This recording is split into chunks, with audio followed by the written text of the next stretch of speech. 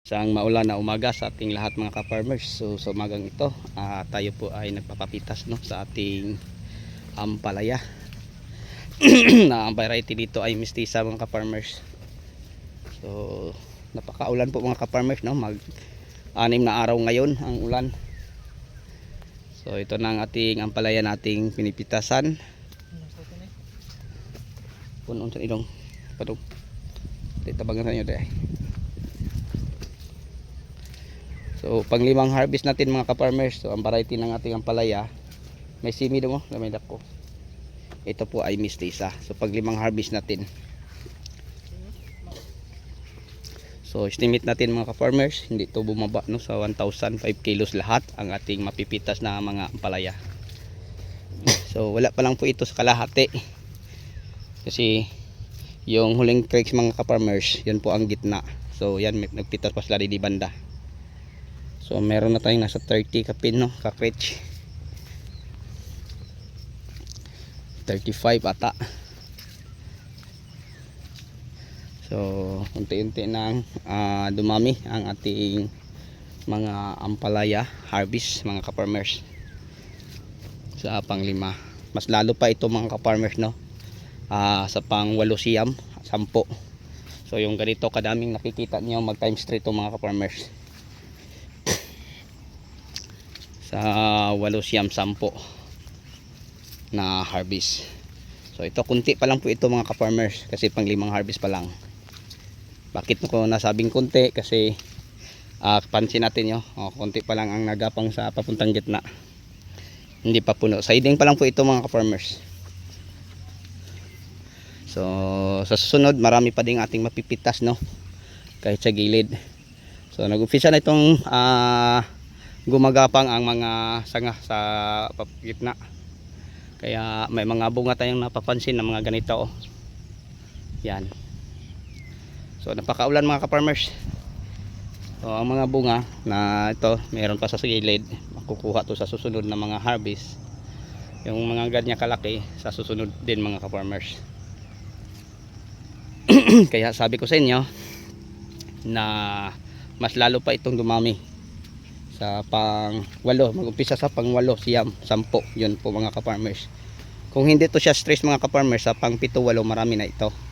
Dahil delay ang kanyang recovery sa pagka-stress. Ano po mga ka-farmers, share ko lang po sa inyo, delay din ang pagdami. Yan, napaka-ulan dito mga ka-farmers no? Sobrang ulan. Kasi may bagyo. So ito ang ating harvest sa maulan na panahon. So nakakatuwang tingnan kasi madami na. So kung ito po yung makakapitas ng mga 1 to hanggang 1.5, pag mag times 3 kaya ang 4 na tonelada. Pag hindi lang ito masalanta sa bagyo na papasok mga ka-farmers. Sana naman no, ulan lang, tapos kung may hangin hindi lang masyadong malakas. Kasi pag malakas ang hangin mga ka-farmers, kaya sabihin pa ninyo na matibay ang ating paggagawa ng balag, walang matibay sa gawa ng tao. No mga ka-farmers, kasi kawayan lang tayo wire, tapos napakabigat nito, and then napakalaki ang installer natin. So na mahigit kumulang 2 hektarya. Kaya sabihin pa natin na buo na kawayan ang gamit natin, tapos tie wire, hindi to siya matibay mga ka-farmers no.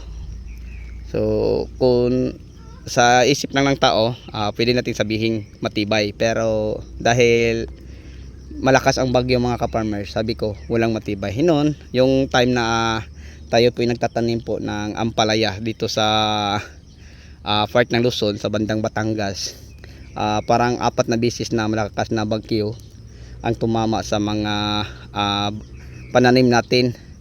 So may pananim tayong ampalaya, pero hindi to ganito pakakapal mga ka-farmers. Ito makapal na, hindi naman siya nabagsak, hindi naman siya nadapa. Pero ito mga ka-farmers, kung makapag-survive lang ito sa 2 bagyong magkasunod ngayon, baka malampasan ang 10 harvest no. So hindi natin hawak ang panahon. So ipag ano lang natin ng Panginoon mga ka-farmers ang ating mga pananim. So kahit maulan mga ka-farmers, tuloy pa din ang aming pag-harvest kasi schedule namin sa pag-harvest ngayon. So ang harvest namin ngayon mga ka-farmers, hindi lang dito sa farm to. May farm 1 tayo mga ka-farmers. May mga tao tayo doon na nagpipitas din ng ampalaya, nagpipitas din ng pipino, and then may sitaw pa doon. Dito pa man mga ka-farmers, ito pa ang ating pinipitasan ng ampalaya. Baka sa katapusan ng buwan na yon, yung talong natin din mga ka-farmers na ang luwang ay may kumulang mga 2 hektarya, baka ito'y mapipitasan na. So dito mga ka-farmers, makikita natin sobrang daming putik ang mga dahon dahil po ito'y palaging naulan. Mag 1 linggo na ngayon mga ka-farmers. Tingnan nyo, no, sa talsik lang ng lupa nalubog ang natin panghulip na talong. Malaki-laki na to siya mga ka-farmers.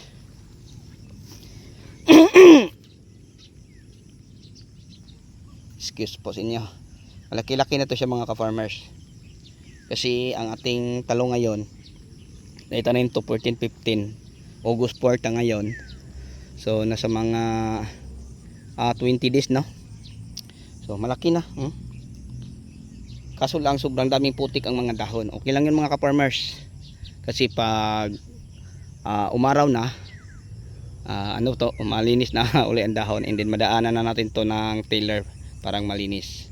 So hindi tayo mahirapan mga ka-farmers sa paglilinis ito dahil may tiller tayo. So ang mahalaga, yung linya lang mga ka-farmers ang lilinisin natin papuntang dulo, papunta sa isang dulo. Yun lang ang mga ka-farmers, daanan natin ng tiller. So may estimated na po tayo din na stress na talong, hindi bumaba no, sa mga 1.5 kapuno yung bandan dyan mga ka-farmers. At saka doon meron din at saka doon banda, at saka yung nadaganan ng lupa na natangay sa agos ng tubig. So ngayon balik tayo din sa ating ampalaya na ating pinipitas ngayon. So yun po ang sabi ko, unti-unti nang dumami. At saka sa nag-comment, ha, ang galing mo ka-farmers tapos namamarako.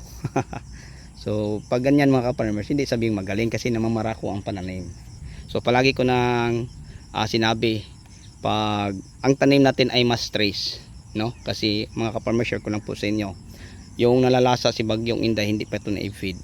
Tapos malapit mag 1 linggo ang ulan. Tapos ang apat na araw, 4 na gabi tutuloy ang ulan. So stress to mga ka-farmers. Akala ko dito banda yung nalubog sa tubig ay hindi na makaka-recover.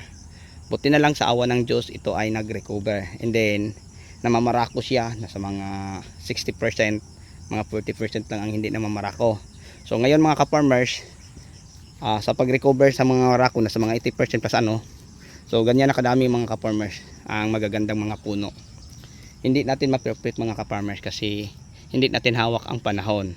Tapos tayo lang po ay nagtatanim, tamang lang, ang alam lang natin ang pagtatanim lang, pero ang nagpapalaki ang ating pong may kapal na at nagbigay sa atin ng mga biyaya araw-araw.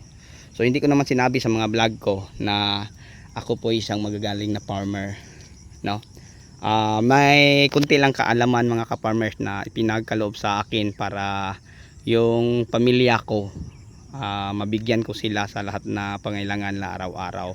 Hindi naman sabihin nating bungga, at least yung agahan, tanghalian at hapunan, meron kaming maiham sa aming mesa. So yun lang po mga ka-farmers, kailangan lang po tayong manalig palagi sa ating pong may kapal, no? At patuloy tayong ipatuloy natin ipagdasal na ang biyaya ay dumating sa atin araw-araw. So ngayon mga ka-farmers, ito na.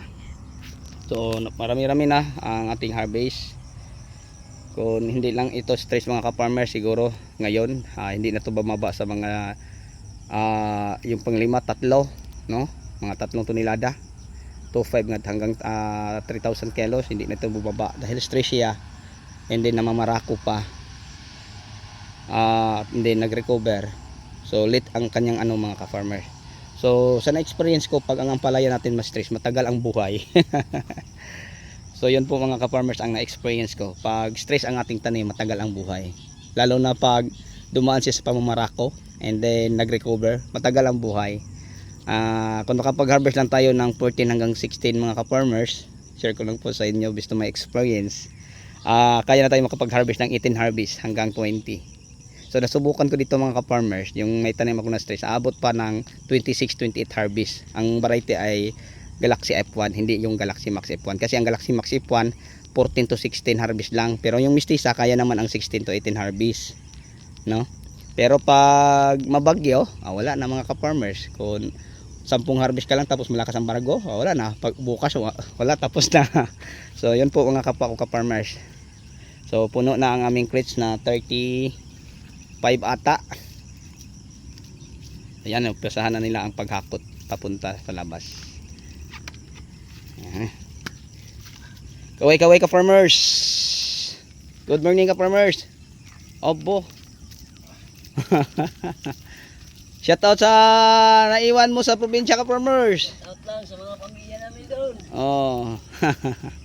So yan po mga ka farmers, mga ka viewers. Hanggang dito na lang. Bye bye and God bless.